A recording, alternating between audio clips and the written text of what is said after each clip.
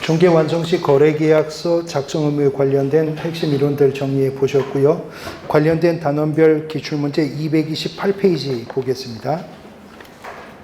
228페이지 거래계약서 작성과 관련한 총 6문제 있습니다. 1번 부동산 전자계약에 관한 설명으로 옳은 것은 이랑 시도지사는 부동산 거래계약의 계약, 신고, 허가, 관리 등의 업무와 관련된 정보체계를 구축, 운영한다. 이 정보체계 구축, 운영 업무는 국토교통부 장관이 하는 것이죠.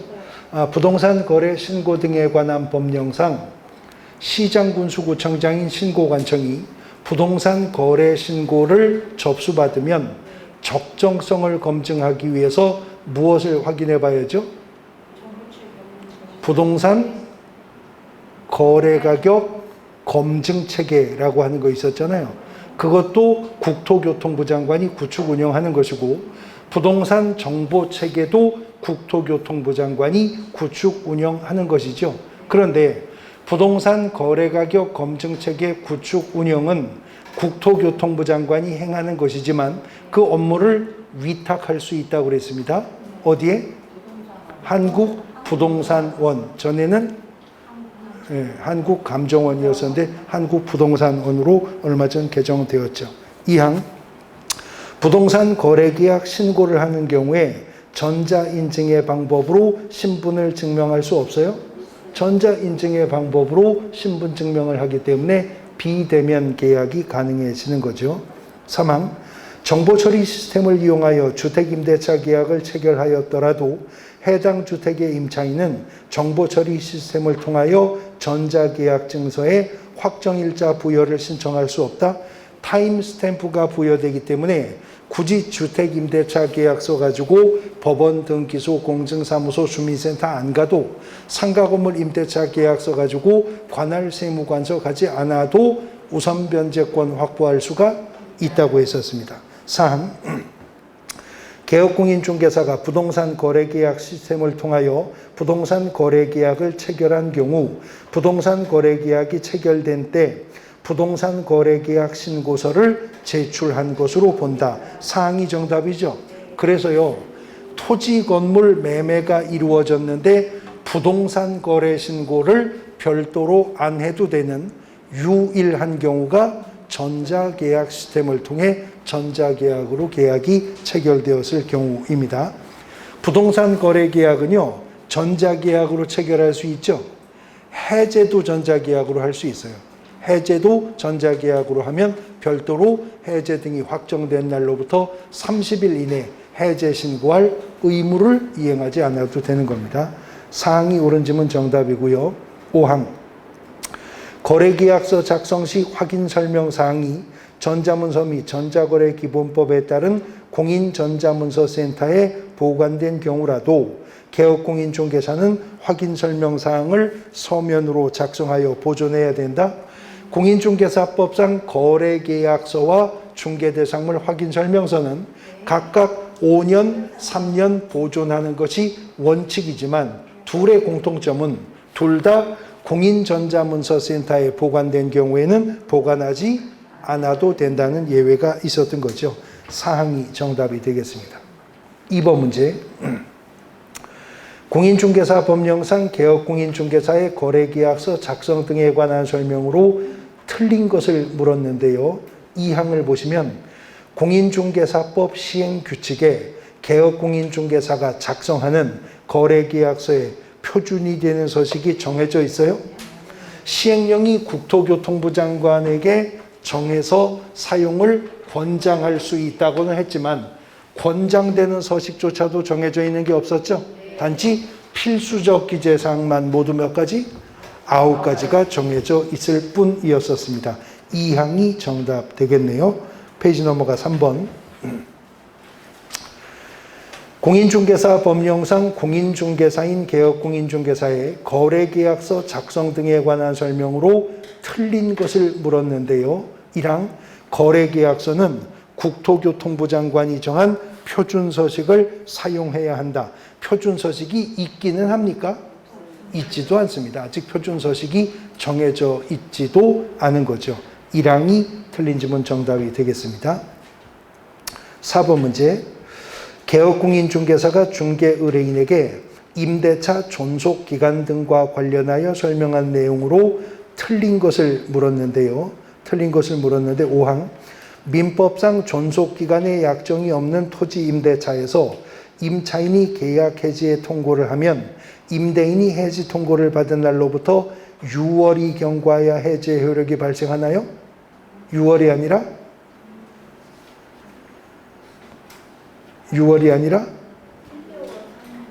1개월이죠. 1개월. 지금요. 무슨 법상? 민법상 그랬잖아요. 민법상. 그런데 이게 묵시의갱신과 관련해서요. 주택임대차보호법은 묵시의갱신이 발생하는 요건이 주택임대인이 주택임차인에게는 임대차 계약 기간 종료 6개월 전부터 2개월 전까지이고요. 주택임차인이 임대인에게는 그냥 2개월 전까지 조건 변경이나 갱신 거절을 통보하지 않으면 묵시의 갱신이 발생하죠. 네. 그런데 상가 건물 임대차 보호법에서 묵시의 갱신은요.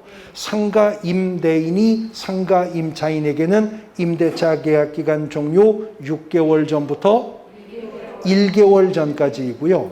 상가 임차인이 상가 임대인에게는 그냥 1개월 전까지 조건 변경이나 갱신 거절을 통보하지 않으면 당해 임대차는 전해 임대차와 동일한 조건으로 갱신이 된 것으로 보죠.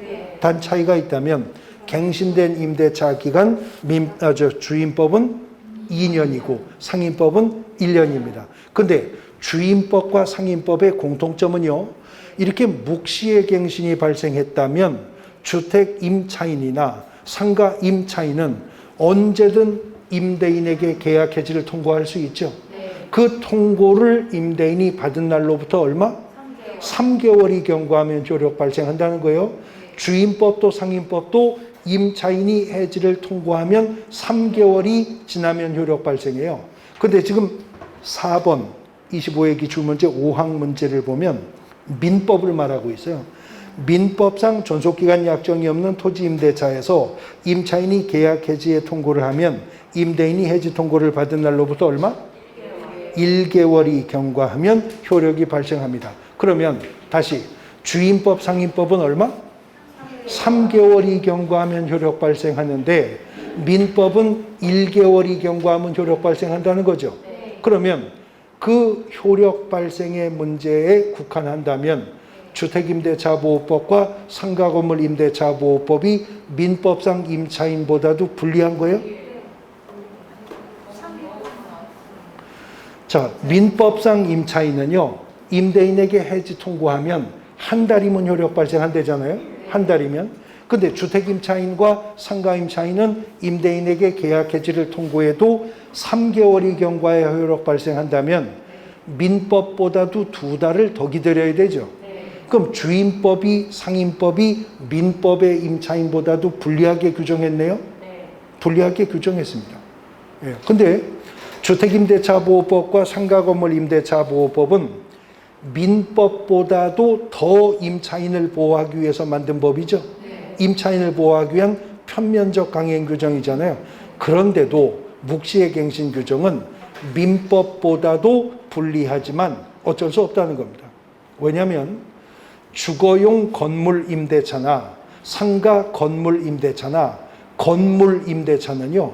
임차보증금이 웬만하면 몇 천만 원, 몇억 원이죠. 그러면 고액이기 때문에요.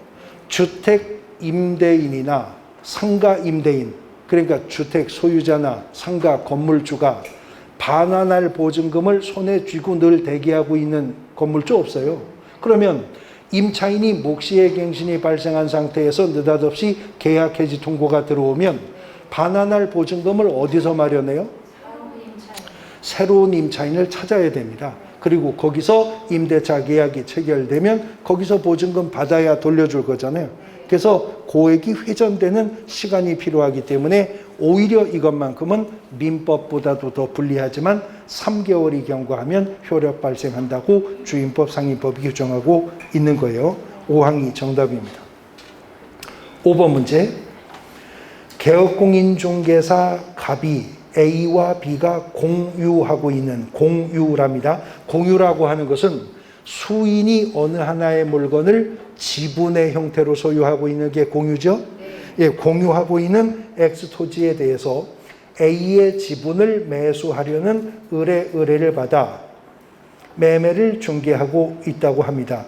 이에 관한 설명으로 옳은 것은 다툼이 있으면 판례에 따른답니다.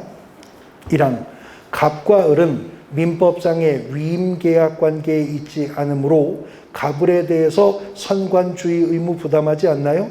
상호간에 갑은 을에 대해서 갑이 지금 누구예요? 개업공인중개사잖아요. 선관주의 의무 없어요? 있어요. 근데 공인중개사법이 개업공인중개사에게 선관주의 의무 있다고 규정하진 않았다고 그랬어요. 단 대법원 판례가 중개계약 관계 속에서 의뢰인으로부터 의뢰받은 개업공인중개사는 마치 민법상 위임인으로부터 위임을 받은 수임인과도 같으니 민법 681조가 수임인에게 선량한 관리자로서의 주의로 타인의 사무 처리할 의무를 규정하고 있는데 판례가 개업공인중개사에게도 인정을 하는 것이죠. 그 다음 2항 갑은 매매계약서에 A와 B의 주소지를 기재해야 된다.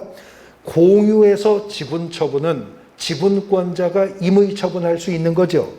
그런데 지금 A 지분을 처분한다면 B의 동의조차도 물을 필요가 없는 거죠. 예, 그 다음에 3항 갑은 A의 지분 처분에 대한 B의 동의 여부를 확인할 의무가 있어요? 없습니다. 공유 재산의 지분 처분은 지분권자가 임의 처분하는 거니까. 근데요, 합유였었다면 합유도 지분이 있어요? 합유 있습니다. 근데 합유라고 하는 것은 수인이 어느 하나의 물건을 조합체 형태로 소유하고 있는 것이기 때문에 이게 합유였었다면 A의 지분을 처분한다 하더라도 B의 동의가 있어야 되겠죠. 그러나 공유재산에서 지분 처분은 지분권자가 임의로 처분할 수 있습니다. 그런데 공유나 합유와는 달리 총유라고 하는 것은 지분이라는 게 없죠. 수인이 어느 하나의 물건을 집합체 형태로 소유하는 것이 총유이기 때문입니다. 4항 매매계약 체결지 매매대금이 반드시 특정되어 있어야만 합니까? 꼭 매매대금이 특정되어 있어야만 하는 것은 아닌 거죠. 5항 갑이 X 토지의 저당권이 설정된 사실을 확인하지 않고 중개했고 후에 저당권이 실행되어 을이 소유권을 잃게 된다면 을은 갑에게 손해배상 청구할 수 있다. 그렇죠? 그런데요, 손해배상 청구할 수 있는데 실제 현장 실무상 1억 원의 손해가 발생했으면 1억 원 지급 청구할 수 있을까요? 저당권이 설정되었는데 개업공인중개사 갑이 을에게 설명하지 않았어요. 그래서 1억 원의 손해가 발생했으면 을이 1억 원 전액 손해배상 청구할 수 있을까요? 현장 실무상? 안 됩니다. 왜냐하면요, 개업공인중개사는 중개를 하는 자이지 대리인이 아니죠. 대리인은 본인을 위해 대리인 자신이 직접 상대방과 뭘 해요? 법률 행위를 합니다. 그러나 중개에서 법률 행위는 당사자가 하는 거지 개업공인중개사가 하는 게 아니잖아요. 그러면 저당권이 설정되었다는 사실은요, 개업공인중개사 갑이 숨길래야 숨길 수가 없는 정보잖아요. 매수인이 등기부만 떼어봤어도 알 수 있었을 거잖아요. 대부분 이런 문제는 쌍방과실의 문제가 생기는 거죠. 그러니까 이제 과실 비율 뭐 7대 3이다, 6대 4다, 과실 비율에 따라 발생한 손해에 대해서 배상 책임이 발생하게 될 겁니다. 5항이 정답인데요. 지금요, 한 필지의 토지가 있어요. 이 기출지문을 보면 한 필지의 토지가 공유로 되어 있고 A와 B가 각각 공유로 뭐 2분의 1씩 지분을 가지고 있다고 봅니다. 2분의 1 지분과 2분의 1 지분과 B가 2분의 1 지분을 가지고 있습니다. 그런데 이 중에 A 지분 거래한다는 거죠, 지금? 예, A 지분을 누구에게? 을에게. A 지분의 지분을 이 을에게 매매하는 것을 지금 개업공인중개사가 중개하는 사례가 나왔잖아요. 지금 매매를 중개할 때 공유로 되어 있는 물건이니까 A의 2분의 1 지분 처분을 중개하는 개업공인중개사가 B의 동의를 얻을 필요가 없다는 거죠. 공유재산에서 지분 처분은 지분권자가 임의로 처분을 할 것이니까요. 자, 그런데 예를 들어서요. 지금 A의 지분을 1억 원에 매매하는 거래 조건이 교섭되고 있습니다. 근데 A가 지분을 팔고 떠나겠다는 것은 처음에 둘이 무슨 마음이 맞았으니까 지분 투자해서 샀을 거 아니에요? 근데 A가 지금 1억 원에 을에게 팔고 지분 빼겠다는 거예요. 근데 그때 계약이 체결되기 전에 나머지 지분권자 B가 A한테 야, 개인적으로 섭섭한 건 섭섭한 거고 1억 원에 팔 거면 그 돈 내가 줄 테니까 동일한 금액으로 내가 매수할 테니까 을한테 팔지 말고 나한테 팔아라. 이렇게 요구할 수 있죠. 그러면 여기에 응해야 됩니까? 아니, 그 돈을 B가 준대요. A가 을한테 1억 원에 팔려고 하자 B가 A한테 그럽니다. 1억 원에 팔고 지분 뺄 거면 그 돈을 내가 줄 테니까 내가 사겠다. 요구할 수 있냐고요. 그러면 응해야 돼요? 그렇죠. 매매는 계약이죠. 계약은 계약 자유 원칙이 지배되죠. 계약 자유 원칙의 내용은 상대방 선택의 자유, 내용 결정의 자유, 방식의 자유, 형식의 자유가 다 보장되는 거죠. 그러니까 B가 A한테 1억 원에 팔 거면 내가 1억 원 줄 테니까 나한테 지분 넘겨. 그랬을 때 A가 B한테 너는 10억 원 줘도 안 팔어. 나 그냥 여기 1억에 팔 거야. 그럴 수 있어요? 그럴 수 있는 거예요. 매매니까. 그런데요, 개업공인중개사가 대법원 규칙상에 등록을 했다면 민사집행법상에 경매를 대리할 수 있죠. 근데 A의 지분이 경매 물건으로 나왔는데 개업공인중개사한테 을이 위임을 했습니다. 그래서요, 을이 지금 1억 원을 써서 최고가 매수 신고인이 됐거든요. 근데 갑자기 뜬금없이 B가 1억이면 그건 내가 사겠어. 그럴 수 있나요? 있습니다. 경매에서는 지분권자에게 이른바 우선 매수 청구권이라고 하는 게 있어요. 경매에서는. 그러니까 A 지분을 을이 1억 원 최고가 매수 신고했어도 B 지분권자가 그 금액이면 내가 매수하겠다. 우선 매수 청구권을 행사하면요, B가 최고가 매수 신고인이 되는 거예요. 그러면 을은 뭐가 돼요? 닭 줬던 개가 돼요? 뭐가 돼요? 네? 을은 차순위 매수 신고인으로 떨어지게 된다는 거죠. 경매 절차에서는. 그러나 지금 거래를 알선하는 매매 중개에서는 B의 의견을 물어볼 필요도 없게 되는 겁니다. 5항이 정답입니다. 페이지 넘어가 6번. 개업공인중개사 갑의 중개로 병이 을 소유의 X토지를 매수한 후 을에게 계약금과 중도금을 지급했답니다. 계약금도 줬고 중도금도 줬대요. 그 후에 갑은 을이 X토지를 정에게 다시 매각한 사실을 알게 되었습니다. 갑의 설명으로 옳은 것을 모두 고르랍니다. 기업. 정이 을과 병 사이에 매매 계약이 있음을 미리 알았다는 사실만으로도 을과 정 사이의 매매 계약은 무효가 됩니까? 유효합니다. 그 다음 니은. 특별한 사정이 없는 한 을은 병으로부터 받은 계약금의 배액과 중도금을 반환하고 병과 매매 계약 해지할 수 있나요? 계약금만 지급된 상태라면 아직 이행에 착수하지 않았으니까 가능할 수 있겠죠. 그러나 이미 중도금이 지급되어 계약은 이행에 착수했기 때문에 특별한 사정이 없는 한 계약 해지할 수 없죠. 단 아까 중도금이 지급되면 계약은 이행에 착수한 것이기 때문에 당사자 중 일방이 일방적으로 계약 해지할 수 없는 게 원칙이라고 했는데 중도금이 지급되었어도 합의 해제는 언제든 가능한 거죠.